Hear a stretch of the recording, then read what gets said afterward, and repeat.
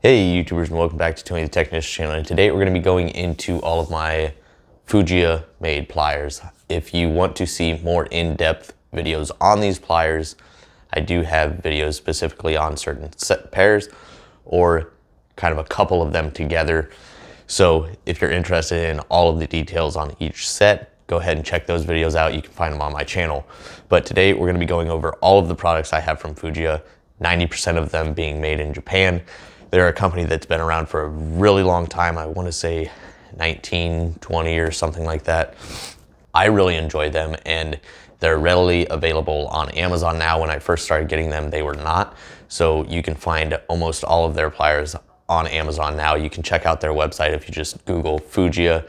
I might link it down in the description as well. But if it's not there, if I forget, you can easily find it. But other than that, you can find these on Amazon. I'll have the ones that I've used quite a bit on or down in the description under the tools link. Other than that, I'm just going to go over pricing, kind of my thoughts on it, how much I've used it, and then I have a pair or two that I haven't really used, and I'll explain why. But I really hope you guys enjoy. If you guys do, please make sure to hit that thumbs up, leave a comment down below of your guys' thoughts, or if you've thought about purchasing any Fujiya, or if you've even heard of them, or if you use any other Japanese made tools and your thoughts on those. Other than that, if you haven't subscribed, please consider subscribing. Let's get into this. So this is going to be all of my Fujiya pliers, 90% of them being made in Japan. Now keep in mind that I've done a lot of pliers reviews lately, so this will probably be my last one for quite a while. So if you're interested in Knipex, channel lock, gear wrench, I have a lot of videos on those, as well as more in-depth videos on these. So if you guys want to see more in-depth information on these pliers, go ahead and check those videos out. They're on my channel. Other than that, I'm going to run through these, give you the price, my thoughts on them, the sets that I haven't really used all that often, and as to why. So this is the Lineman pair, and probably the most expensive pair of pliers that I have from Fujiya. This is called their Zero Black. Here's the part number. Made in Japan. It's high leverage, so you got the pivot point up there. They're diamond blades. Has some nice fine teeth on it, a nice open jaw, and the cutters work great. I've used this a handful of times. I don't use Lineman pliers all that often. Also have a crimper at the bottom. The handles are comfortable, very well made. Once again, the Japan-made stuff has a beautiful finish to it. So I've had these a couple months now. I mainly use it for the cutter, and it works very well. This is going to range anywhere from $36 to $65. It depends on the size that you get, and you can get it without some features or with different features, so keep that in mind. Screw extraction pliers, kind of like the Van pliers, but with a little bit different teeth setup. And this set is not made in Japan. I can't remember exactly where it's made, but it's not Japan, but it is still a nice finish. The cutters have worked well. You can see a little bit of wear there, but they still work well. It's just the coating that's kind of wore off. And then the screw extraction portion, you can see the fine teeth, both horizontal and vertical. But the cutters work well. They are spring loaded. You can remove the spring if you would like. And they have a couple different designs of these screw extraction pliers as well.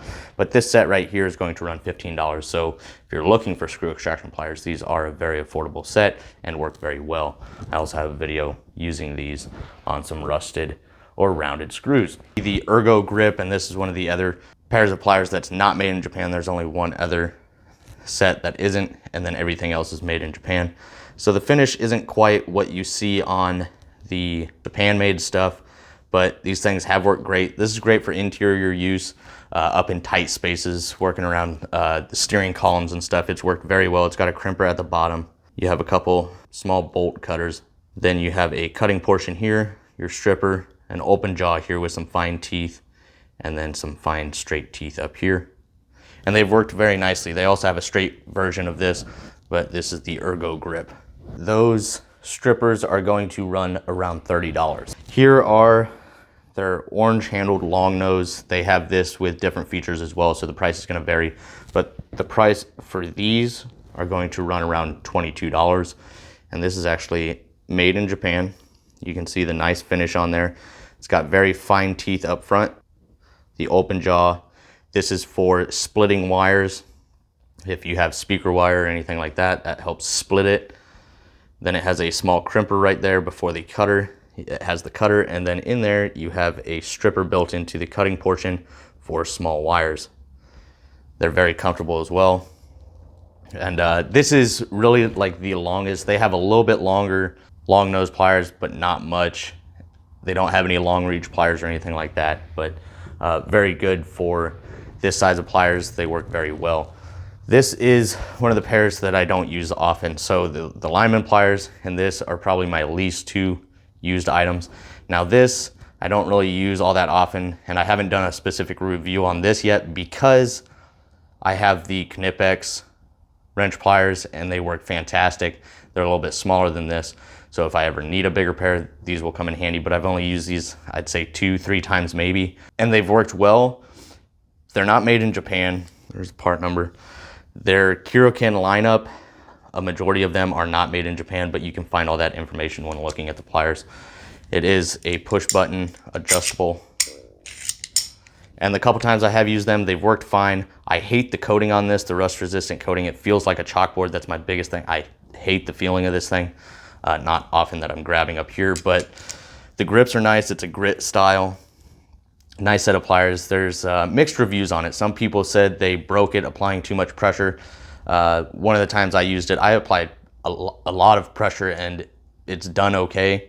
It's just those Knipex really stood out to me, and that's what I use most often, so these don't get a whole lot of use. That said, the orange long nose pliers are going to run around $22. I think I stated that. The pliers wrench pliers are going to run around $40 to $50 depending on the size.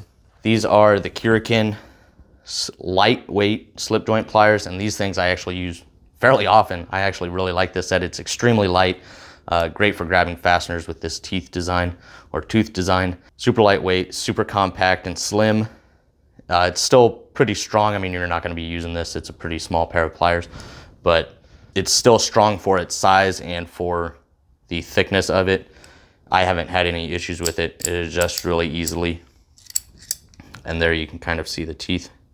A lot of fine teeth up front, and then you got that jaw portion, and this shape actually really helps you grab onto certain fasteners, which is pretty nice. But made in Japan. So this is one of the Kirikin pliers that is actually made in Japan, but one of my commonly used slip joint pliers. Those are going to run $25, so actually priced really well. Next up are the yellow long nose pliers, and these are going to run $18. It has kind of a earth texture for a grip. Nice finish. Once again, another product made in Japan. And this is the more simple design to this one. And it is just a fine tooth with the flat jaw portion here and then a cutter at the base. And the cutter has held up really well. I will tell you one thing, a lot of the Japanese made tools, all of the Japanese tools I've ever used have been really durable and have always had a really nice finish to them. If you've ever watched any of my Japan made tool videos, you already know I mentioned that a lot. Those were 18. The diagonal side cutters are going to run 25. Here's the part number, made in Japan.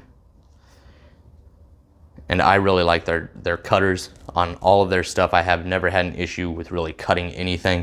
And then this has a built-in crimper at the bottom and a nice comfortable grip as well. We're looking at their large flush cuts. You can cut through some pretty large plastic material with this. Do not use this on metal or hard wire or anything like that, but it does cut very well. I have a video on this. You can easily chop through plastic hangers, even stuff that thick. It cuts through it like butter. It works really nicely. Once again, it's nice to have a set of flush cuts. This is a little big for doing zip ties, maybe if you're working with those large zip ties, but they work very well. They are spring-loaded. You can remove the spring if you would like. If you don't like spring-loaded pliers, I just keep a zip tie on there to hold them shut for in the drawer. Large flush cuts are going to run 25. Same thing with these smaller ones. These are my most commonly used flush cuts. I use these things almost daily.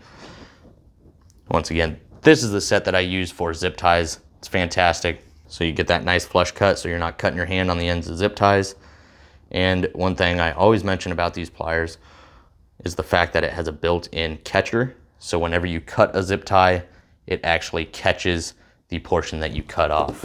So just to waste a zip tie here, the built-in catcher. It is flexible, so it catches basically any thickness zip tie, but it flexes to hold that. So say you use your zip tie and it catches it so it doesn't go flying down into wherever you're working at, and you get a nice, beautiful, flush cut. So you're not cutting your hand or anything on the end of that zip tie. So it works fantastic. My most commonly used flush cuts right here. And then last up is going to be a hose cutter. I bought a cheap OEM Tools hose cutter and it broke on me on the second use. There were too many moving parts inside of it, and it was a ratcheting style and it just never worked. One of the pins fell out internally and it just stopped working. So this, you can see here, there's a hook on the handle. I'm not sure if I showed the part number on this. And then this is also made in Japan.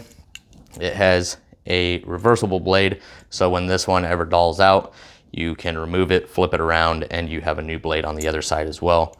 And it is kind of spring-loaded here with this wire, and it works very well. It is adjustable. It's got a couple different size kind of notches in it, and then you can open it up for larger hoses and PVC and stuff as well.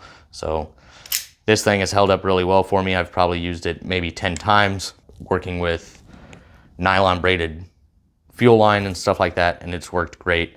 And I shouldn't have cheaped out the first time and bought the $15 OEM Tools one. I should have just spent the $35 and got this one from the beginning. But I'm extremely happy with all of these products. I really hope you guys enjoyed, and if you guys did, please make sure to hit that thumbs up. Leave a comment down below if you guys have any questions or your thoughts on these or any other Japan-made tool that you own. And as always, subscribe if you haven't subscribed. See you guys next time.